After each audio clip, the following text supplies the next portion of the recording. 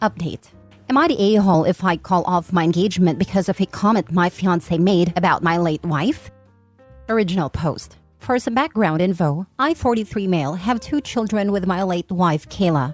Sam, 21 male, and Liz, 16 female, all fake names. Kayla passed away when our kids were 15 and 10. I won't give specifics about how she passed, but she was struck by a drunk driver when she was on her way home from work. She really was the love of my life, and to say that her passing hit our family hard would be an understatement. I promised myself that if I got back into the dating game, I wouldn't date anyone for at least a couple years for the sake of my kids. 3 years after my wife's passing, I met my now fiancée. We'll call her Amanda. Things went slow and I didn't introduce her to my kids until we had been dating for about a year at that point. Now we've been together for 3 years and are engaged. Amanda and my kids have always had a good relationship. Neither of my kids were super close to her, but they have always been friendly and welcoming to her. And Amanda has never overstepped any boundaries my kids have, like trying to replace their mother.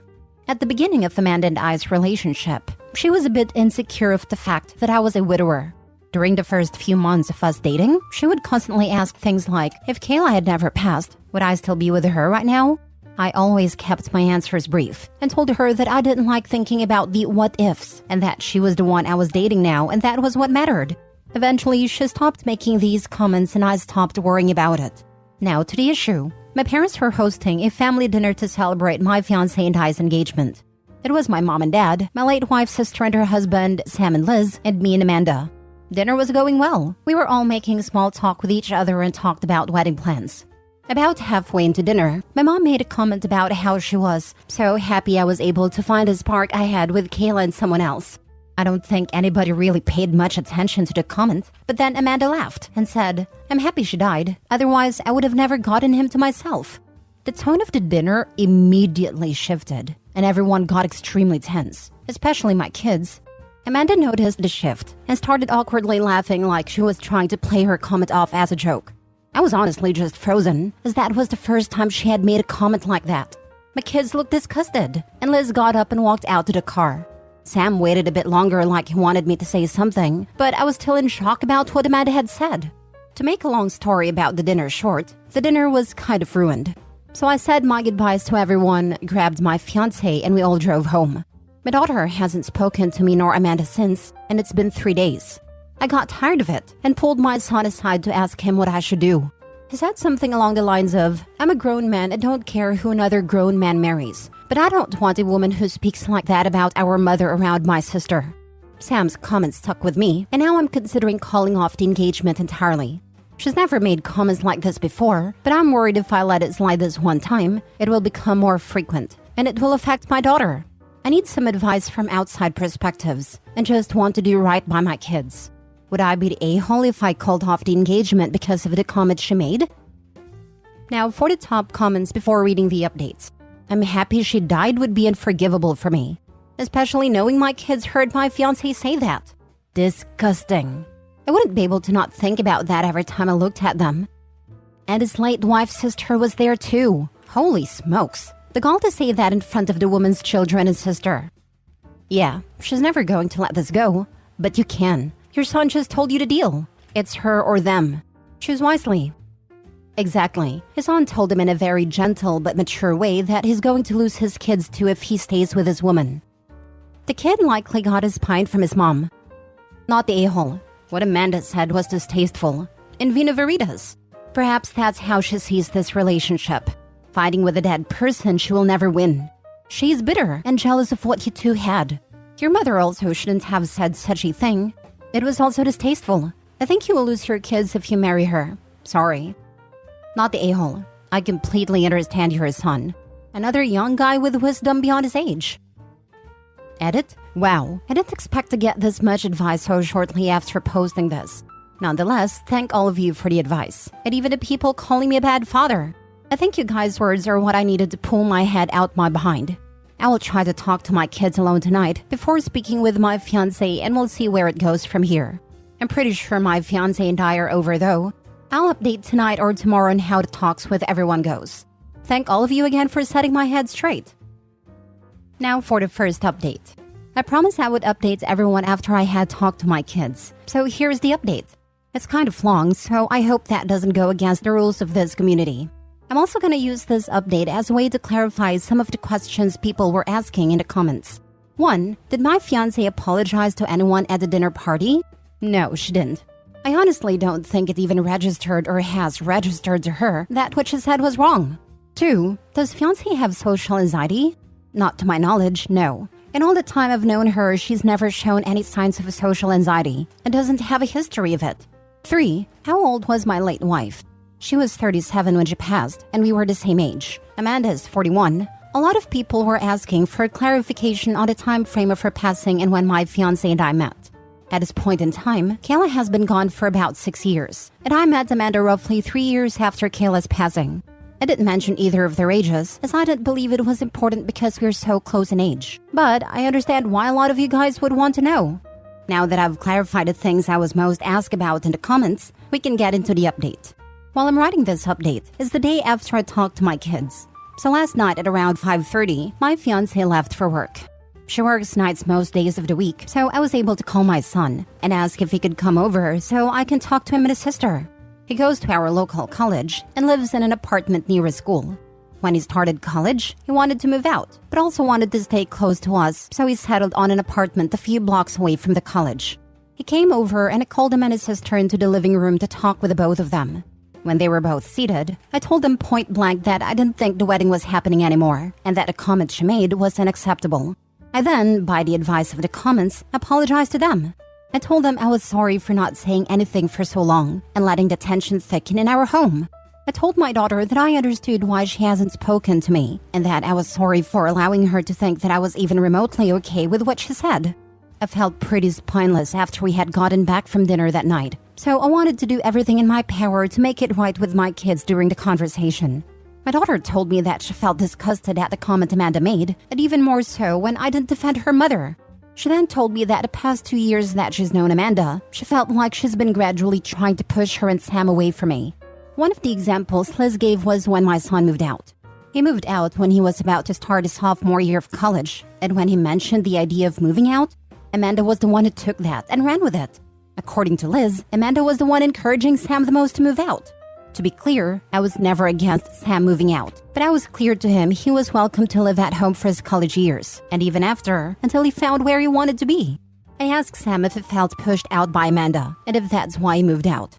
He said he hadn't felt pushed out before he told everyone he wanted to move, but after he put it out there, my fiancé kept pushing for him to move out. Liz cut in and said that every time she brings up college, Amanda keeps encouraging her to go out of state. Liz doesn't plan on going out of state, and she's been open about wanting to go to the college Sam is attending right now. Liz said she feels like Amanda's waiting till she graduates high school and goes to college, so she can move out. A lot of the comments were right about the subtle comments eventually turning into Amanda wanting my kids pushed away from me. Liz said that she was scared that by the time I eventually noticed the way Amanda was acting, too big of a wedge would have already been driven between me and them. I told my kids that I'm sorry it's taken me this long to notice, and that I was also sorry they've been walking in eggshells for so long. I hugged my kids and told them that no matter what, they are my top priority, not Amanda or anybody else. A lot of comments pointed out that even though my son is grown, he still needs his father, and I made sure to let my son know that I will always be there for him and his sister, even when they are well grown. The entire conversation lasted about 2 hours. We covered a lot of the bases we wanted to, and it got emotional on all sides. In short, Amanda and I are done. I've made it a point to tell my kids that none of this situation is their fault, and that Amanda is the grown woman who said what she said. My kids and I are okay now, but they aren't 100% with me and probably won't be for a while. I'm completely fine with that, and just want my kids comfortable in their own home. Amanda has tomorrow off from work, so I plan on talking to her tomorrow. I also plan on calling my mother to ask her why she thought it was okay to even bring up Kayla at the dinner. I don't want my daughter here when it all goes down, so she's staying tonight and tomorrow night with Sam. So that's where I am at right now. Not super happy about the outcome of me and Amanda, but would rather have my kids happy and healthy than have a wife. Again, thank you everyone for the advice and the harsh words. I'll update after I call it off with Amanda. Thank you everyone. I'm sorry for what you and your family are going through. I applaud you for doing right by your kids and your family. Very glad you're learning all this about Amanda now, before you're married. I suspect you're going to find that your mother brought up Kayla in the hopes Amanda will show her true colors. When you're ready, don't give up on meeting someone that loves and respects you and your kids, and honors and appreciate the memory of Kayla. They are out there. I am married to a lovely man that lost his wife of 14 years. He has 2 amazing kids that I love and adore. We celebrate their mom with some special family traditions that I love and enjoy with them. Good luck. As bad as it sounds, I think his mom definitely mentioned his late wife to see the reaction she would have. I am that type of person. When my friends bring around new people they want to get serious with, my questions are not in any way to start an argument, but you can tell based on their answers how they feel about my friend they are dating. Had his mom never said anything, I don't think he would have realized this until it was too late. I also plan on calling my mother to ask her why she thought it was okay to even bring up Kayla at the dinner. You're going to ask her why she said something that brought out your soon-to-be ex-fiancé's true colors out into the open? Dude, you should be thankful that your mother's comment was a catalyst for you to finally see what Amanda has been doing to your own kids. You say that you and Amanda are done, but it sounds like you kind of blame your mom for this, when you should be thanking her for pulling the rose-tinted glasses off your eyes. Call off the engagement in a relationship if you want, but do not put this on your mom. Amanda is the one who made a tasteless response. Amanda is the one pushing your children out. Amanda is the one in a one-sided competition with your dead wife. For reals, I don't actually believe in ghosts, but if I pass away before my husband and later decides to berate his mother for mentioning me at a dinner party, I will find a way to hunt him. Gosh, I would have loved to have a father like you. You are doing a really good job. Someone mentioned a hidden camera. Cover your back in a conversation with her, just in case. Now for the second update. Okay everyone, here's the update you guys were waiting for. Again, this is a long post, even longer than the last update. So where we last left off is my kids and I talked, made up, and my daughter is staying with her brother so she doesn't get caught up in what was about to happen with my now ex-fiancé. Before the hard part of the day, breaking it off with Amanda, I made a call to my mom to let her know of the situation. A lot of the comments told me to not bash my mom for the comment she made.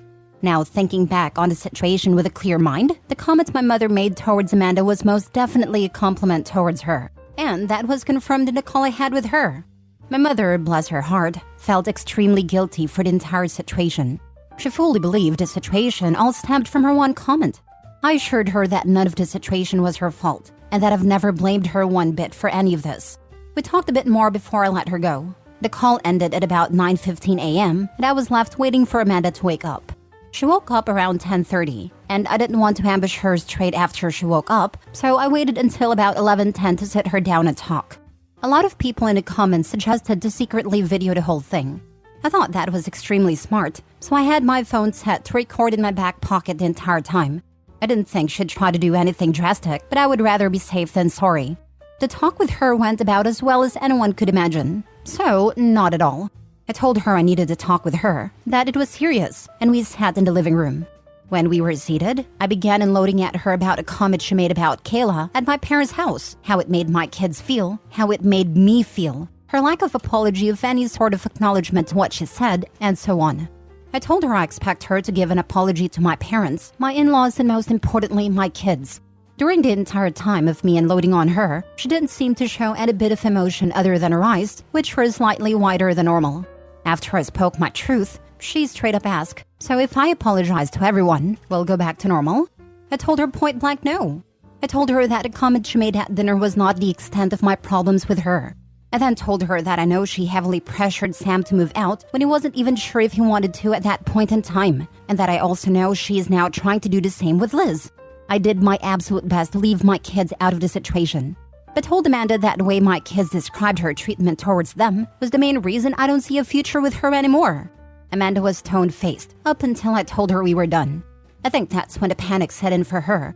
She kept saying that she'll apologize to everyone, that she will make it right with my kids, etc., etc. I told her that if she apologizes, I will certainly appreciate it, but we were still done either way. She was full on crying at this point and asked me why wasn't I willing to try and fix our relationship. And I told her that even though I loved her, and I will be honest, I still love her very much, I was not willing to take another chance of my kids being hurt again the way they were. I was frustrated and shot back at her, asking her why she was trying to push my kids out of their own home. And I got back an answer I was not at all expecting. I was completely shocked at her response, but a lot of you guys won't be. A lot of commenters actually hit the nail right on the head with what Amanda was truly like. Amanda responded with, "Well, I didn't know you expected me to have somebody else's kids for the rest of my life." I immediately saw red, and after about a minute, I told her get out. I told her that my kids can go wherever they damn please, especially in the house that I own and pay for. She tried to retaliate, but in the end ended up packing a few bags and going to stay with one of her friends. I emailed a copy of the phone recording to myself. The talk lasted for about 25 minutes, not nearly as long as the talk I had with my kids. So if anything ends up coming off the conversation, I have all I'd need to keep my name clear.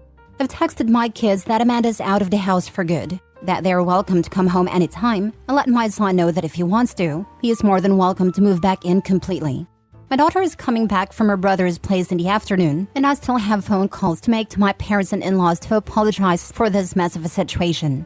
Amanda's out of my house, but keeps blowing up my phone for us to try to work things out. I'll let her come by the next few days so she can collect the rest of her stuff out of my house, but she's not welcome to live here again. I'll be honest and say that I am a bit devastated. Despite everything Amanda did, I still love her, and I probably won't stop loving her for a minute. But I'll be okay. Right now, I just want to focus on a family that needs me and will use this situation as an excuse to bond more with my kids. Another big thank you to everyone who helped me in the comments. A lot of the advice you guys gave played a part in making things right with my family. It would be a good idea to start packing up her stuff now. A few times toward me, but I've also seen it towards others. When ex-partners come to get their stuff, they try to take or ruin things that you had in the house. Or if not packing, get it put in a spot in the garage or something like that, so she doesn't have access to the whole house. I would recommend that if they do this, they record it. Don't give her a chance to lie and say you broke or stole things. If you haven't already, change the locks. You never know how she might act out. Not saying she will, but better to be safe than sorry. Good luck, my friend. And add cameras to the property. After an intense breakup, it's always vital to do a security update so your home remains safe. Amanda responded with, "Well, I didn't know you expected me to house somebody else's kids for the rest of my life." You know, this line would have definitely killed any love I may have had for her. That wasn't already killed off with that vile statement during dinner. OP, I am so incredibly sorry that the woman you love was not really the woman you thought she was. I know this is extremely painful and devastating. You were planning a life with her, and now that is severed. I'm so sorry. You did good. I know you know that, but sometimes we just need to hear or read it. Be well.